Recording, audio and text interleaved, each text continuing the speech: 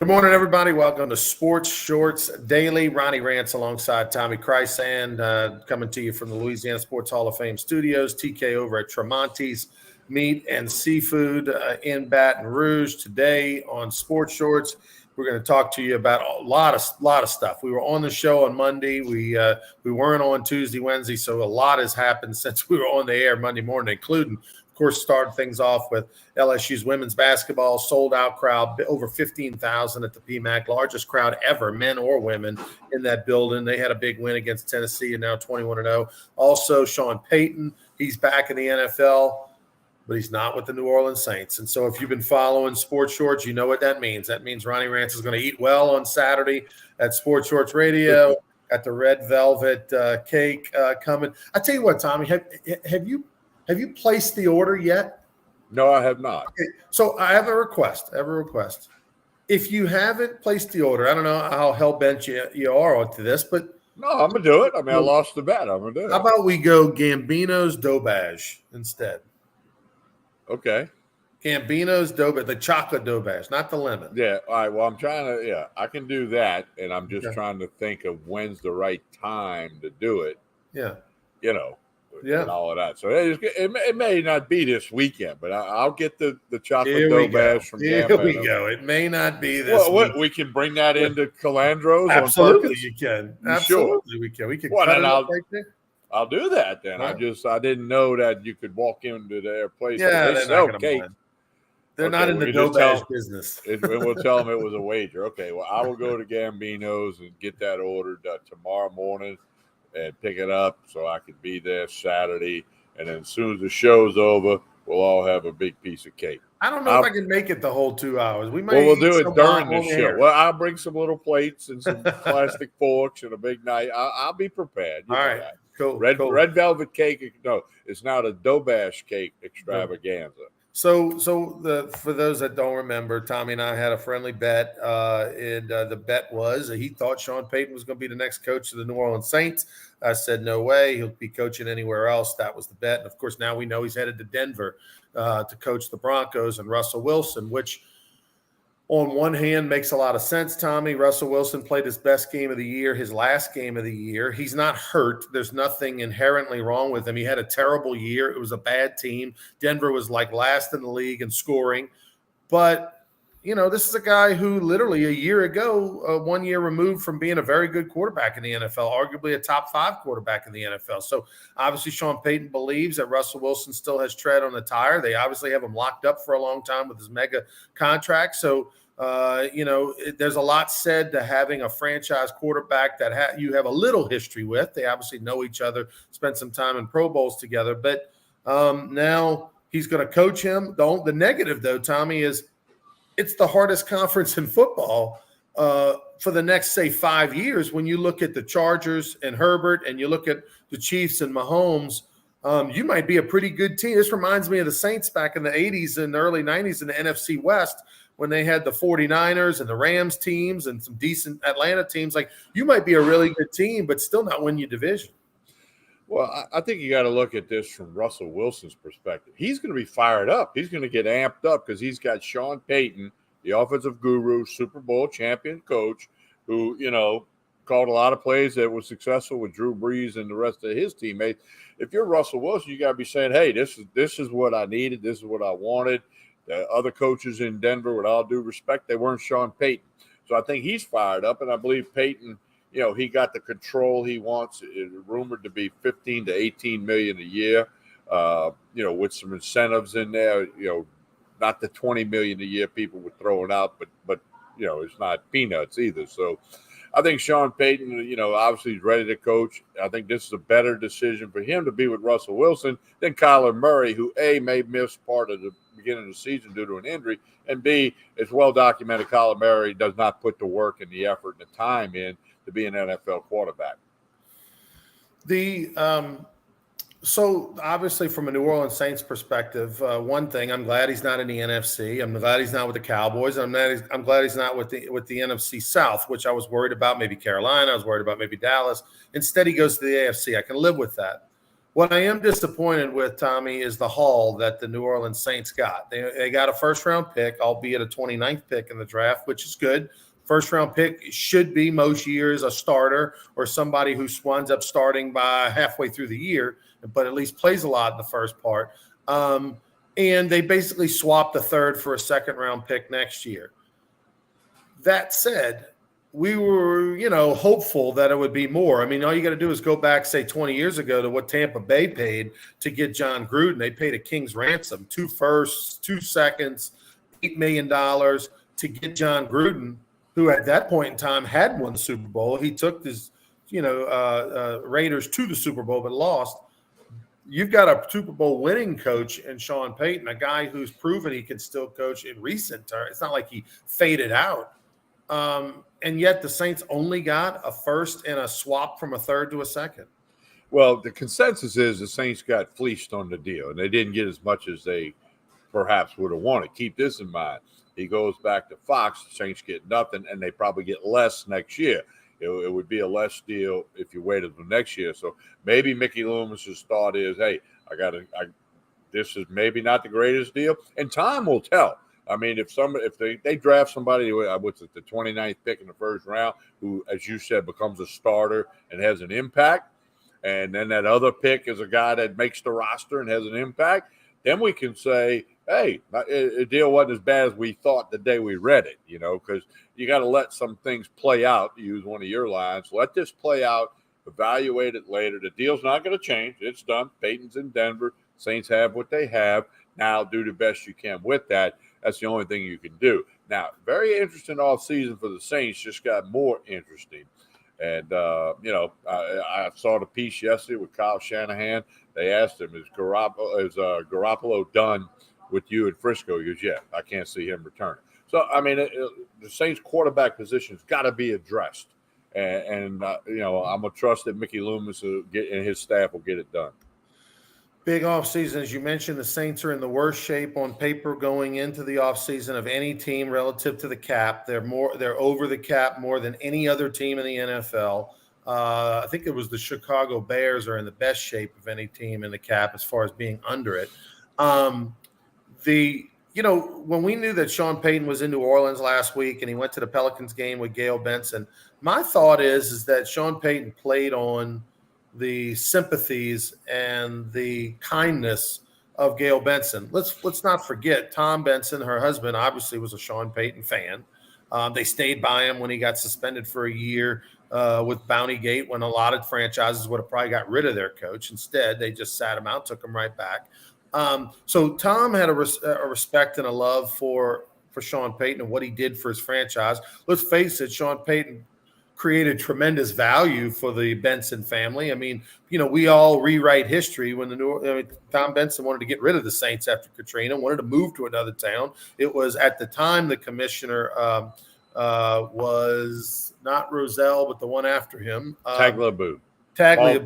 Tagliabue was the one who said, no, you're not leaving New Orleans, made him stay. And then, Tom Benson went from a millionaire to a billionaire. And so, and Gayle, we know she's a very charitable lady. She's very involved in the Catholic Church. She's, from all indications, a sweetheart of a lady. So from that perspective, I can see Sean going to her, spending some time with her, maybe going to dinner, going to the Saints game, and basically re-engaging and saying, Miss Gayle, we're not coming back to the New Orleans Saints. My wife really wants to be in Denver.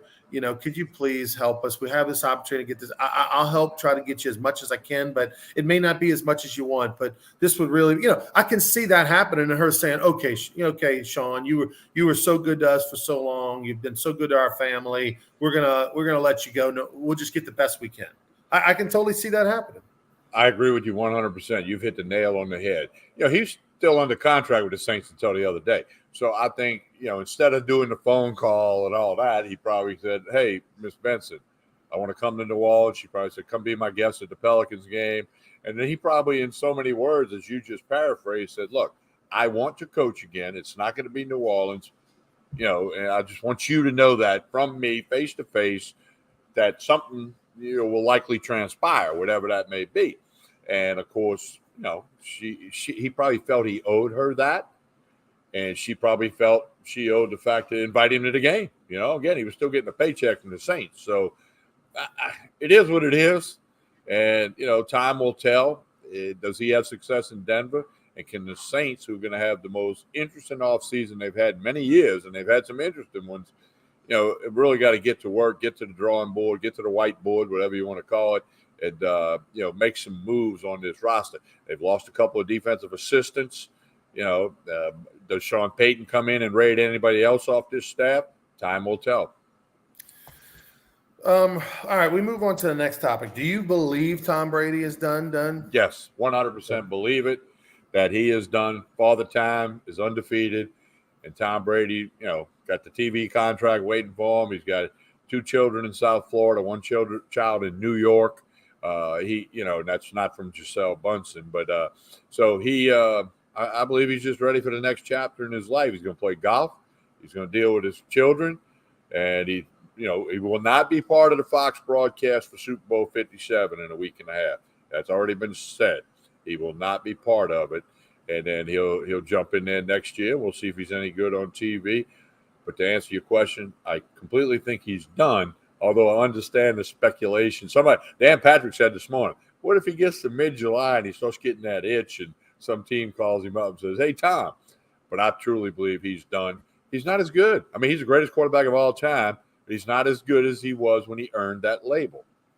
By the way, there is precedent to unretire. Brett Favre did it a couple of times where he said he was done and unretired. So, but I would be surprised. He caught so much backlash this past time when he unretired. I mean, some people think it cost him his marriage and family potentially.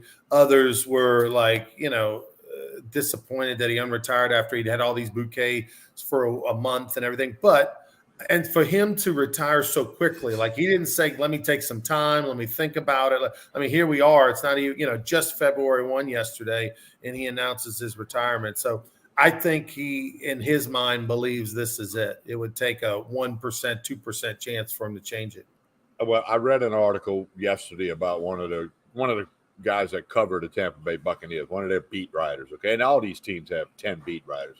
And he said he truly believed the decision came down to, do I go back to Tampa Bay or do I retire? He didn't think that there was going to be another team in play, be it Frisco or whatever. Go to Frisco, your kid's on the other side of the country.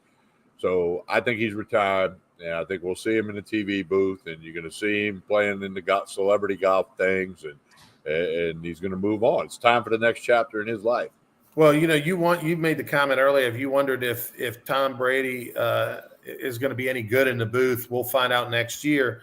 I'll tell you what, I'm going to say 100% he's going to be better than Tony Romo. No doubt. Without question. And listen, here's the weirdest thing. This is arguably the biggest fall from grace I've ever seen for a broadcaster, because after year 1 or 2, he was deemed, the next superstar, big contract, all this stuff. But in the last 2 years, he's been hot garbage. It's like there's something wrong with him. It's bizarre.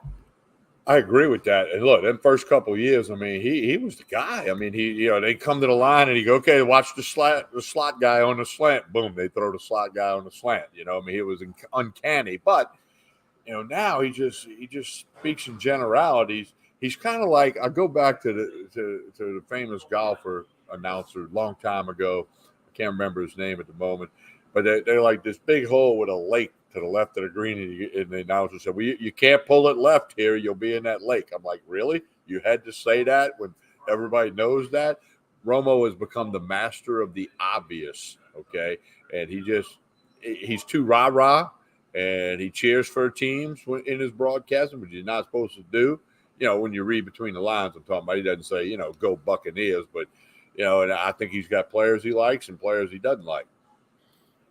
The other thing, too, with him that's strange, Tommy, is that the generalities, to me, somewhat speaks to lack of preparation. That's been the analysis of that. But the other thing is that it's like he just doesn't have a deep enough vocabulary.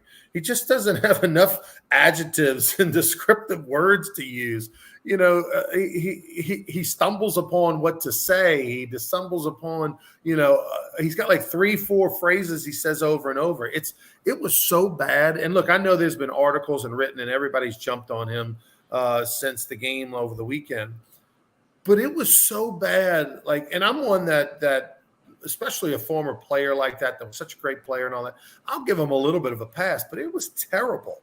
And there were giant moments in that game. There were giant moments that he just fell flat and was awful, and would have rather had heard nothing or Jim Nance versus, say some things versus Tony Romo. Well, and if you look on social media, and a lot of people agree that something's wrong. He's not the announcer he was a couple years ago. There have been articles written. I mean, people pay attention to that stuff, and you and I listen with a different ear because we've announced thousands of games, and we try to learn from them kind of people. But something is up, and I'm curious to see if as we go forward, it doesn't come out that there was something going on or whatever. Well, I'm curious what CBS can do relative to his contract. Is there some sort of buyout? Can they whatever? And I gotta believe. I mean, after this year and how bad it was, and particularly how he finished on such a terrible note, and there was just article after article after article written about how bad he was, that he's got to go back to the drawing board. I mean, CBS has got to bring him in and send him to boot camp next summer and get ready for the season and have a totally different game plan. But anyway. Tom Brady out, Sean Payton in, Tony Romo should be out, but is still in. LSU women's basketball over 15,000. I was not there, but it was arguably, from everyone who was, the greatest atmosphere in PMAC history. And I'm talking men or women.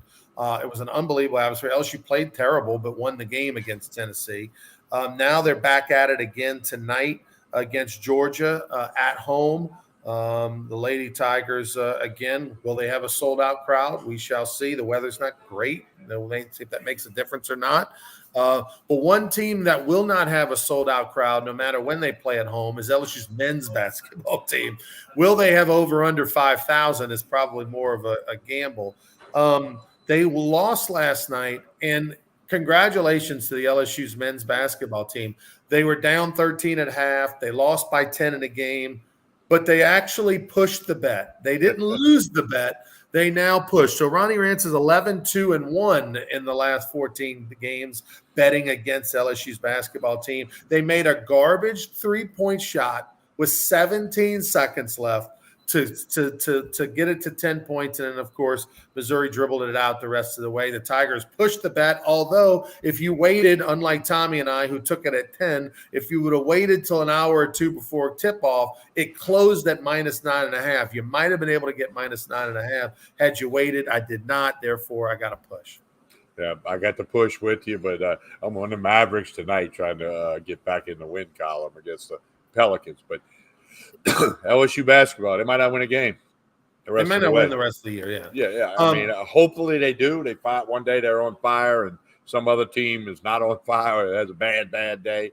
That's what it's going to take for LSU to win. They're going to have to – although they shot a little better last night. 41%. Especially for them, that's outstanding for them.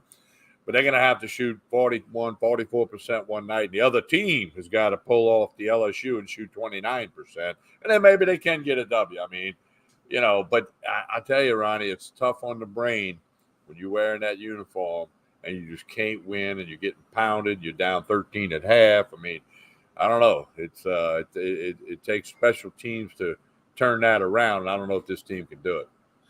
One player who could have helped him, who is not there on the team this year, is Jalen Cook, the young man that's from Walker High School. Remember, his daddy played football at LSU.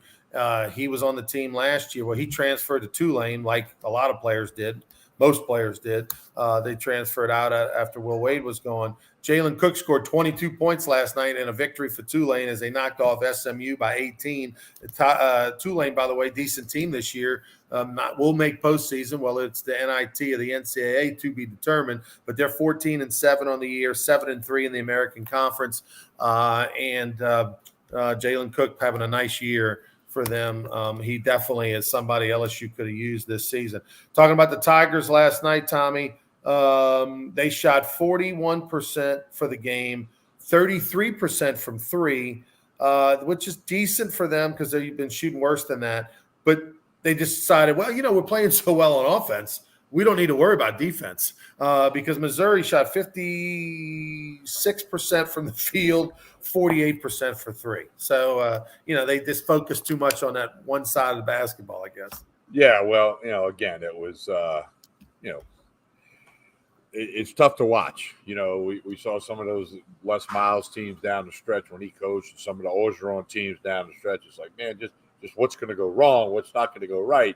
That's where this team is. And look, I still, believe Matt McMahon is a good coach, and he's going to try to fix things with the transfer portal and the signing class for next year. He knows what's up. He's not stupid. Well, he's going to have to become big time in the NIL, and there's no reason to believe he won't. You look at LSU baseball, you look at LSU football, both very active, two of the best when it comes to NIL. To the transfer portal. And so LSU basketball 100% is going to have to do that. So what a difference a few years makes, huh, Tommy? Yesterday, National Signing Day, LSU football. We used to have, 5,000 in the River Center or the Bell of Baton Rouge or the Atrium, all that stuff. No signees yesterday for LSU football. Ronnie, I told people it was like 12 or 14 years in a row when I went down to the broadcast live from the Bash, as all the radio guys did. And I went back, Ronnie. You went back. It might have even been 15 years ago when we broadcast. That was before they put us all on TV, and it was a great chance to meet people who listened to us, see their face, put a face with a name, and guys used to take vacation days to go to the Tiger Bash, and Chuck Goodwin and Chico Moore and Vince DeSalvo. These guys worked their tails off the old Gridiron Club and had an unbelievable event with thousands and thousands of people. It was a spectacle. And I remember at least 12, probably 15 years in a row, I broadcast a show from wherever they were. And it bounced around a few places. And yesterday, not one player signed by LSU, all because of the early signing period, the transfer portal, et cetera. And they still got some class. I saw LSU ranked 7th with the recruiting class, and on CBS, and one of the places I was looking. And it's they got a formula, and they had LSU 7. So that's better than not being 7 or being below that. In my mind, in LSU football, LSU baseball should always be a top 10 team in the country when it comes to recruiting. LSU baseball, the bar is definitely higher. They should be a top 5 program in the country. And obviously some years you'll be 1, some years you might be 5.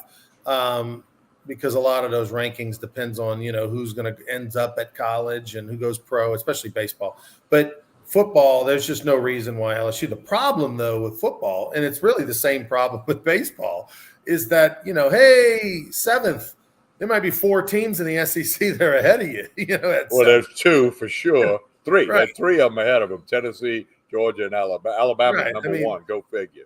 So, that's the problem is that, hey, you're a top 10 team, but you might be the 5th or 6th best team in the SEC, which is your competition. But anyway, we move on. Let's talk a little Super Bowl here for a minute. We'll get plenty more into it next week. Eagles, 1.5-point favorite, but the over/under 50.5. That's a very high number. That's more than I thought. Yeah, it's a little higher than I thought it might be. It's going to be, perfect playing conditions out in Arizona, so that's not an issue. And I'm kind of going back and forth, Ronnie. Like some moments I feel like, man, the Chiefs are going to get this done. Other moments I'm thinking, no, the Eagles are going to get this done. So this is going to be one of them ones that are going to just check all your little tipsters and all the sites you like to go to and figure out how you're going to want to bet. I don't think it'll get – the line might move, but it's not going to move a lot, okay? That line – it didn't go in more than a point and a half either way, unless, it comes out that Jalen Hurts can't play. So if all things remain the same, that line's not going to move a lot. Just try to figure out who you think's going to win the game, and then either take the points or lay the points.